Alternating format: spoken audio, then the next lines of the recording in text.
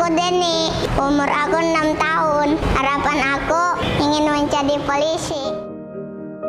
Denny anaknya ceria, sering bercerita. Dia cita-citanya mau jadi polisi.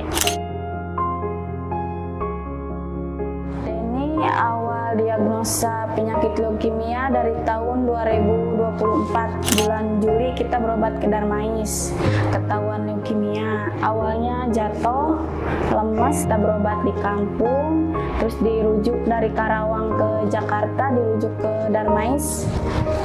Dari situ nyampe udah mau 2 tahun kita berobat di Darmais. Kita kaget, maksudnya nggak percaya Denny punya penyakit kayak gitu. Kan dia pas kecil sehat-sehat, alhamdulillah, nggak kenapa-napa. Pas mau umur 5 tahun, kena penyakit itu. Hari ini kami Polres Jakarta Pusat bangga sekali Denny datang ke sini karena semua sangat senang Denny bagian dari polisi cilik, sahabat Polres Jakarta Pusat.